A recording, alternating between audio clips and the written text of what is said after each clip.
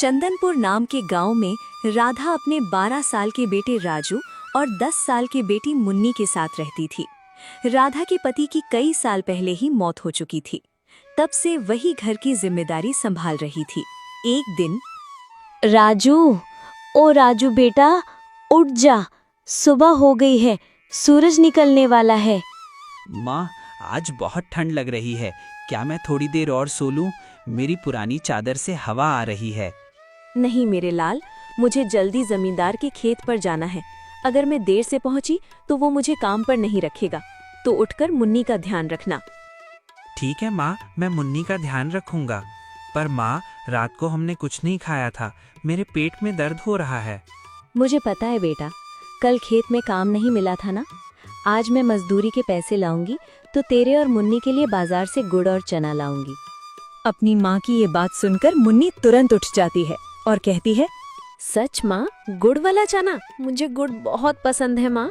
मेरी बच्ची, बिल्कुल सच। अब तू रोना मत। राजू, तू बड़ा है, मुन्नी को सड़क की तरफ मत ले जाना। और सुनो, घर के कोने वाले मटके में थोड़ा सा मांड रखा है, उसमें चुटकी भर नमक डालकर तुम दोनों पी लेना। पर माँ, आप क्या खाकर जाओगी? मटके में तो बस 2 घूंट ही मांड बचा है। मुझे भूख नहीं है बेटा, बड़ों को सुबह सुबह भूख नहीं लगती। मैं सीधा खेत से लौट कर ही खाऊंगी। माँ, पिताजी कब लौटेंगे? जब वो थे तो हमारे घर में रोटियां बनती थीं। मुन्नी, तेरे पिताजी अब भगवान जी के पास चले गए हैं, वो आसमान से हमें देखते हैं। अब मैं ही तेरी माँ हूँ और मैं ही तेरा पिता। मुन्नी, तू माँ को परेशान मत कर। माँ, आप जाओ, मैं सब संभाल लूंगा। मेरा समझदार बच्चा। मैं चलती हूँ, दरवाजा अंदर से बंद कर लेना। राधा झोपड़ी से निकलकर जमींदार के खेत की तरफ जाती है। रास्ते में उसे गांव का सेठ रामदीन मिल जाता है। ओ राधा, कहाँ मुंह उठाए जा रही है सुबह सुबह? सेठ जी प्रणाम, मैं जमींदार जी के खेत पर जा रही हूँ मजदूरी करने। मजदूरी करने जा रही हैं या मेरा पैसा मारने? पिछले 6 महीने से तूने मेरे कर्जे का 1 रुपया नहीं दिया। सेठ जी, मेरे पति की बीमारी में सारा पैसा खर्च हो गया।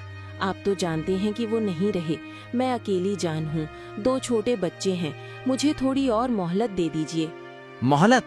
मैं यहाँ खैरात बांटने बैठा हूँ क्या? तेरा आदमी तो मर गया, पर मेरे 5000 रुपए भी साथ ले गया। मुझे मेरा पैसा चाहिए।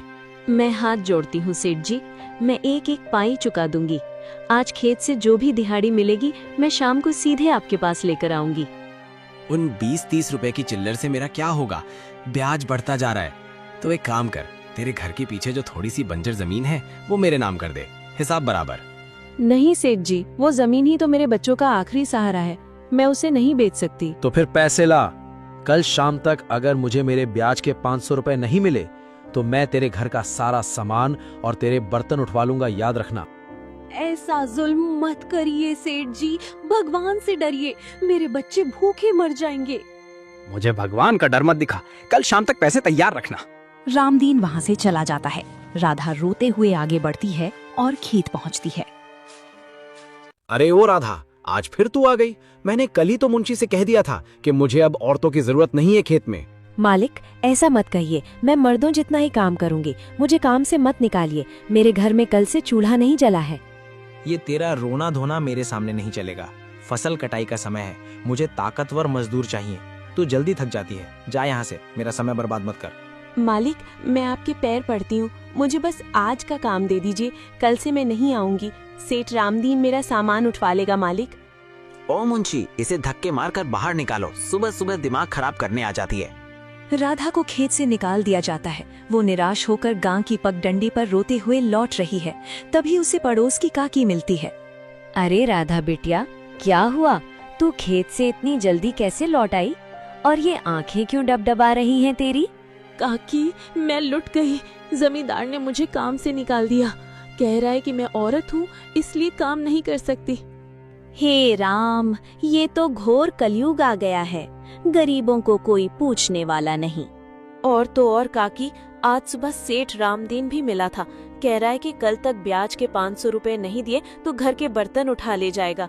मैं क्या करूं काकी, कहाँ से लाऊं पैसे? मेरे बच्चे घर में भूखे बैठे हैं। शांत हो जा मेरी बच्ची, ये रामदीन तो कसाई है पूरा। तू रो मत, मेरे पास मेरे बुढ़ापे की पेंशन के 100 रुपए पड़े हैं, तू वो ले जा। कम से कम बच्चों के लिए कुछ अनाज तो ले आ। नहीं काकी, मैं आपसे पैसे कैसे ले सकती हूँ? आपके बेटे ने भी तो इस महीने आपको पैसे नहीं भेजे। आपको अपनी दवाइयाँ भी लानी है। अरे पगली, दवाइयों का क्या है, 2 दिन बाद खा लूंगी। पर तेरे बच्चे भूखे रहें ये मुझसे नहीं देखा जाएगा। तू मेरी बेटी जैसी है, चल मेरे साथ, मैं तुझे पैसे और थोड़ा सा आटा देती हूँ। भगवान आपका भला करेगा कि मैं मजदूरी ढूंढकर आपके पैसे जल्द लौटा दूंगी। राधा काकी के घर से आटा और कुछ सूखी लाल मिर्च लेकर अपनी झोपड़ी में लौटती है। बच्चे उसे देखते ही दौड़ पड़ते हैं। आप आ गई? क्या आप गुड़ और चना लाई? नहीं मेरी बच्ची, आज बाजार बंद था, पर देख मैं काकी के घर से आटा लाई हूँ। आज मैं तुझे अपने हाथों से गर्मा गर्म रोटियां और लहसुन लाल मिर्च की चटनी बनाकर खिलाऊंगी। माँ, आपको खेत में काम मिल गया था? हाँ बेटा, मिल गया था। राजू, तू जा पीछे से कुछ सूखी लकड़ियां बीन ला, मैं चूल्हा जलाती हूँ। ठीक है, अभी लाया माँ। राधा घर के बाहर खुले में मिट्टी के चूल्हे पर लकड़ियां जलाती है। रोटी और लहसुन लाल मिर्च नमक पीसकर चटनी बनाती है। माँ, चटनी की खुशबू बहुत अच्छी आ रही है। मेरे पेट के चूहे अब जोर से कूद रहे हैं। बस 2 मिनट और मेरी बच्ची, तवा गरम हो गया है, मैं रोटियां सेक रही हूँ।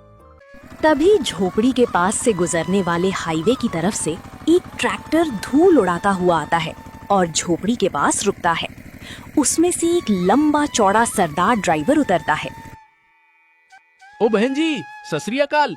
ये दिल्ली जाने वाला हाईवे किधर से निकलेगा? मैं रास्ता भटक कर गाँव के अंदर आ गया हूँ। सत श्री अकाल भैया, आप गलत रास्ते पे आ गए हैं। यहाँ से सीधा जाकर जो पीपल का पेड़ है वहाँ से बाएं मुड़ जाइएगा, बड़ी पक्की सड़क आ जाएगी। बहुत बहुत मेहरबानी बहन जी। ओहो बहन जी, एक बात पूछूं? ये बड़ी लाजवाब खुशबू कहाँ से आ रही है? मेरे तो पेट में एकदम से आग लग गई है।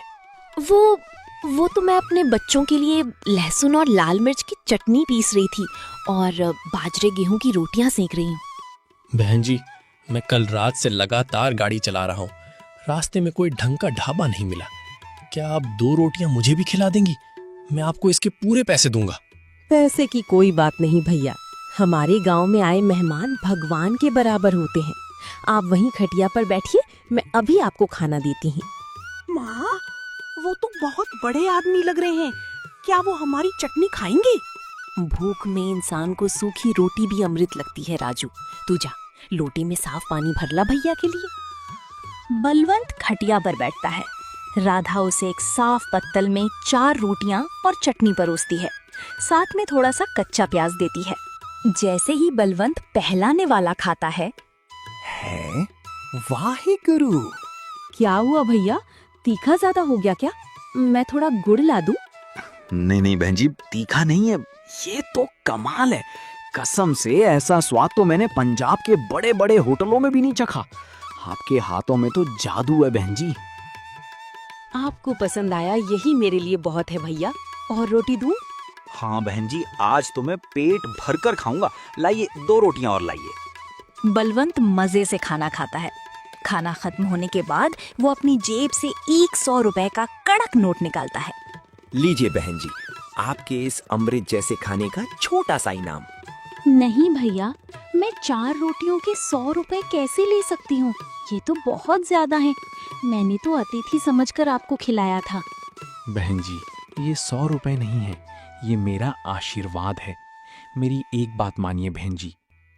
जी भैया, कहिए। आपके हाथों में अन्नपूर्णा का वास है। आप यहाँ गांव के अंदर ये जादू क्यों छिपाए बैठी हैं?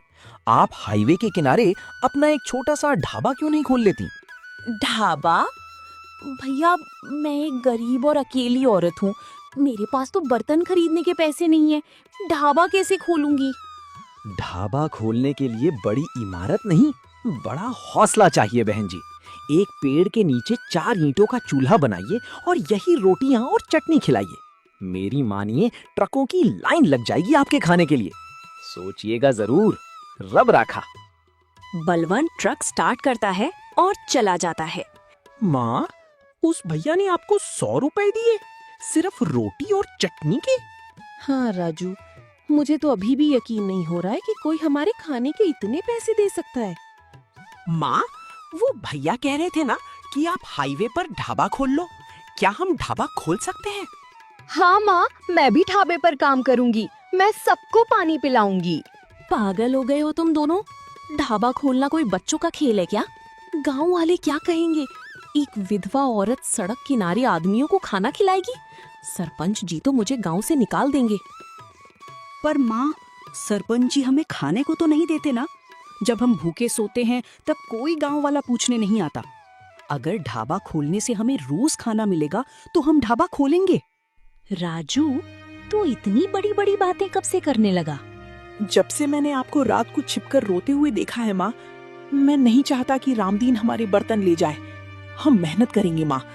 आप खाना बनाना, मैं लोगों को बुलाऊंगा।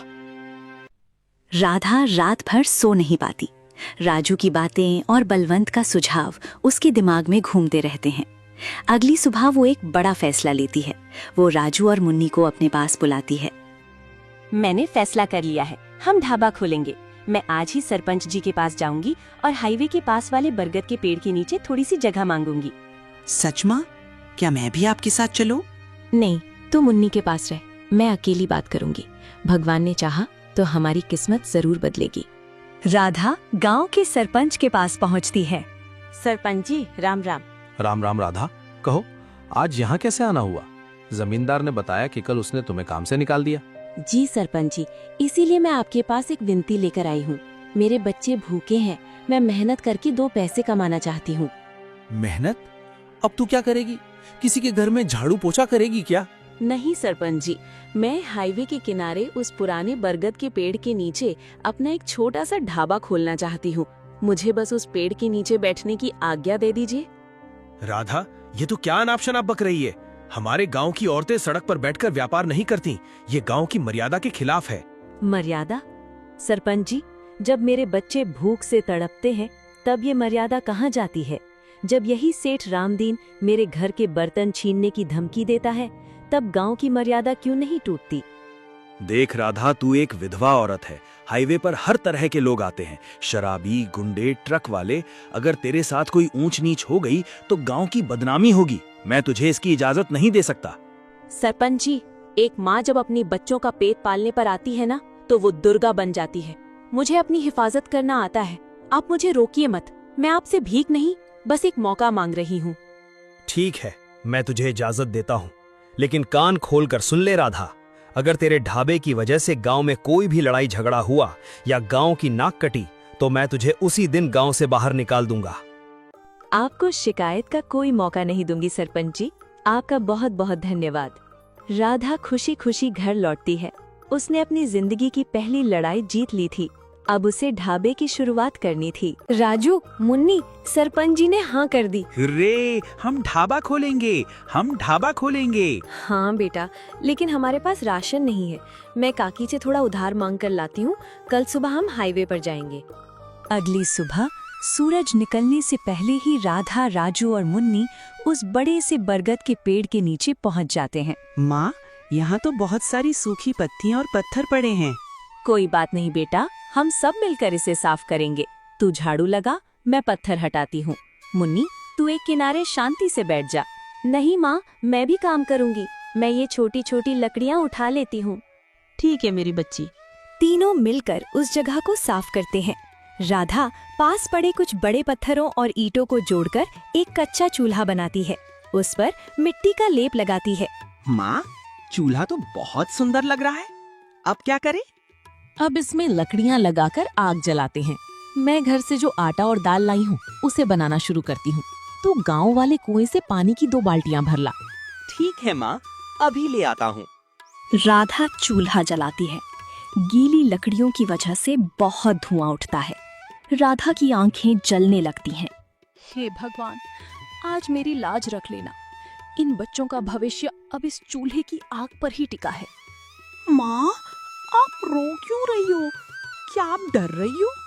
नहीं राजू, ये तो बस धुएं की वजह से है। चल, तू वो बोरी बिछाकर बैठ जा और सड़क पर नजर रख। कोई गाड़ी धीमी हो तो बताना। सुबह से दोपहर हो जाती है। तेज धूप सिर पर आ जाती है।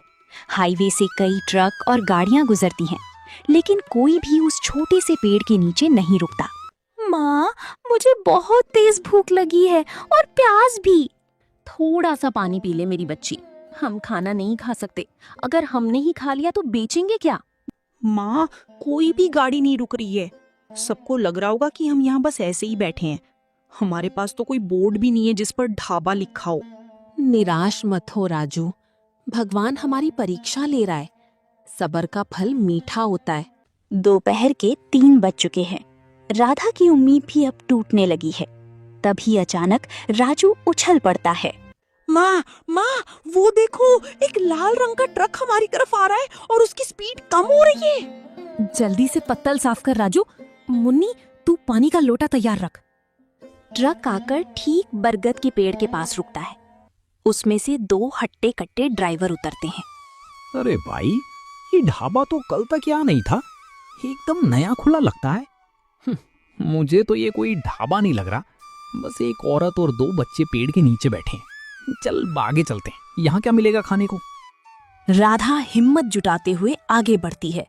भैया जी रुकिए। हाँ बहन जी, क्या आप यहाँ खाना बेचती हैं? भैया, आज ही शुरुआत की है, एकदम घर जैसा गर्मा गर्म खाना मिलेगा। आप लोग हाथ मुंह धो लीजिए, मैं खाना परोसती हूँ। खाने में है क्या क्या? कोई शाही पनीर, दाल मखनी या तंदूरी रोटी है? नहीं भैया, मैं गरीब औरत हूँ, मेरे पास इतना पैसा नहीं कि वो सब बना सकूं। आज तो बस अरहर की सादी दाल, जीरा चावल, बाजरे की रोटी और लहसुन की चटनी है। ले बता, इतनी दूर ट्रक रोककर क्या फायदा हुआ? सादी दाल रोटी तो हम घर पर भी खा लेते हैं। चल सुरेश, आगे किसी बड़े ढाबे पर रुकेंगे। भैया कृपया मत जाइए, सुबह से बोहनी तक नहीं हुई है, मेरे बच्चे भूखे बैठे हैं। आप बस एक बार मेरा बनाया खाना चख कर देखिए, अगर स्वाद ना आए तो एक भी पैसा मत दीजिएगा, मैं भगवान की कसम खाकर कहती हूँ। अरे रमेश, रुक जा। बहन जी इतना कह रही हैं तो यहीं खा लेते हैं। वैसे भी भूख के मारे जान निकल रही है। बैठो भाई बोरी पर। रमेश और सुरेश दोनों बैठ जाते हैं। ला बहन जी, लगाओ अपनी दाल रोटी, देखते हैं कैसा स्वाद है। जी भैया, अभी लगा देती हूँ। राधा जल्दी जल्दी चूल्हे पर रोटियां सेकती है।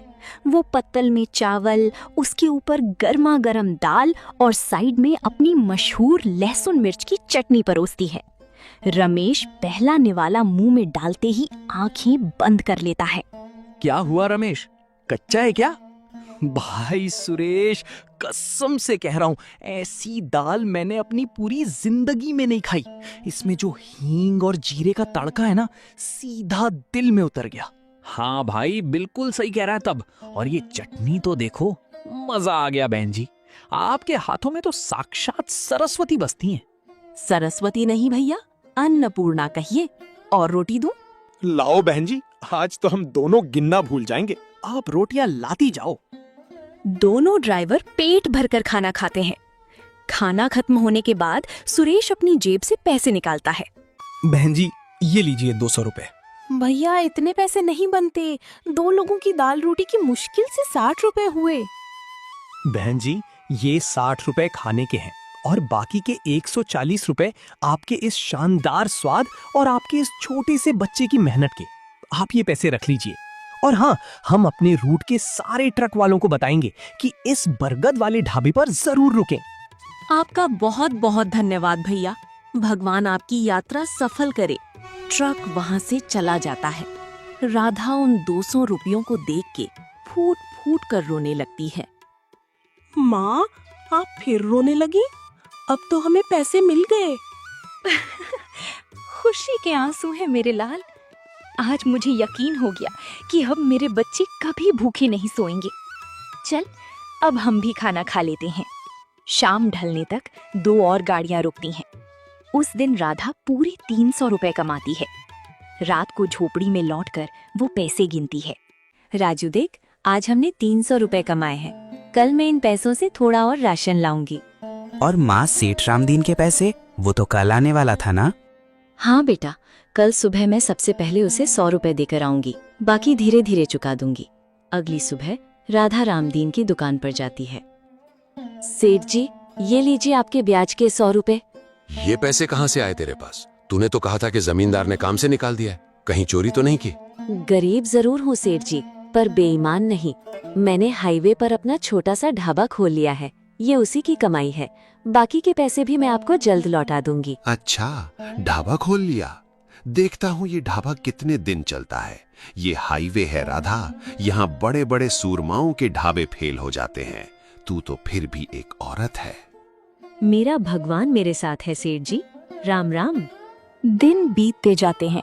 बरगद के पेड़ के नीचे वाला राधा का ढाबा ट्रक वालों के बीच मशहूर होने लगता है। जो भी उधर से गुजरता राधा के हाथ की दाल और चटनी जरूर खाता। राधा की कमाई बढ़ने लगती है। लेकिन एक दिन प्रकृति उनकी परीक्षा लेने का फैसला करती है। एक रात तेज मूसलाधार बारिश होने की वजह से राधा का पूरा ढाबा बिखर जाता है। मिट्टी का चूल्हा, बर्तन, खाना सब खराब हो जाता है।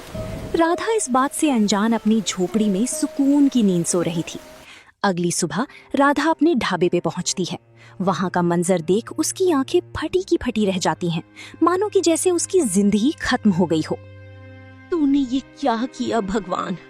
तुझसे मेरी ये छोटी सी खुशी भी नहीं देखी गई। मैंने तो किसी का बुरा नहीं किया था। अब मैं कल क्या बेचूंगी? मैं फिर से उसी सड़क पर आ गई। माँ रो मत। आप तो कहती हो ना कि भगवान जो करता है अच्छे के लिए करता है। इसमें क्या अच्छा है राजू? हमारा सब कुछ बह गया। अब मेरे पास एक भी पैसा नहीं बचा है नया राशन लाने के लिए। सेठ रामदीन भी अब मुझे उधार नहीं देगा। सब खत्म हो गया बेटा। तभी हाईवे पर एक ट्रक रुकता है। ये वही बलवंत है जिसने सबसे पहले राधा को ढाबा खोलने का सुझाव दिया था। वो अपने ट्रक से नीचे उतरता है और तबाही का मंजर देखता है। वाह हे गुरु, ये क्या हो गया बहन जी? बारिश ने तो आपका सारा ढाबा उजाड़ दिया। भैया, मेरा सब कुछ लूट गया। अब मैं ये ढाबा नहीं चला पाऊंगी। मैं हार गई भैया। बहन जी, ये हार मानने का समय नहीं है। एक छोटी सी बारिश से डर गई आप? हम सरदार कहते हैं कि जब तक जान है तब तक जहान है। उठिए। उठकर क्या करूं भैया? मेरे पास तो सिर छिपाने के लिए एक टीन की छत तक नहीं है। छत नहीं है तो क्या हुआ? हम बनाएंगे छत। ओए छिंदर, ओए पाजी, बाहर आओ सब। बलवंत के पीछे खड़े 2 और ट्रकों से 4-5 ड्राइवर बाहर आते हैं। भाइयों, इस बहन जी के हाथों का खाना खाकर हम सब ने अपनी भूख मिटाई है। आज इनका ढाबा टूट गया है। क्या हम ट्रक वाले अपनी इस बहन की मदद नहीं करेंगे? बिल्कुल करेंगे बलवंत पाजी। तो जाओ, ट्रकों में से तिरपाल निकालो और वो पीछे जो बांस पड़े हैं वो भी ले आओ। आज हम यहाँ एक पक्का शेड बनाएंगे। भैया, आप लोग ये क्या कर रहे हैं? आप लोगों को तो माल लेकर जाना है। आपको देर हो जाएगी। माल तो कल पहुंच जाएगा बहन जी, पर अगर आज इंसानियत पीछे रह गई तो हम खुद को क्या मुंह दिखाएंगे। राजू बेटा, चल हमारी मदद कर। जी बलवंत अंकल।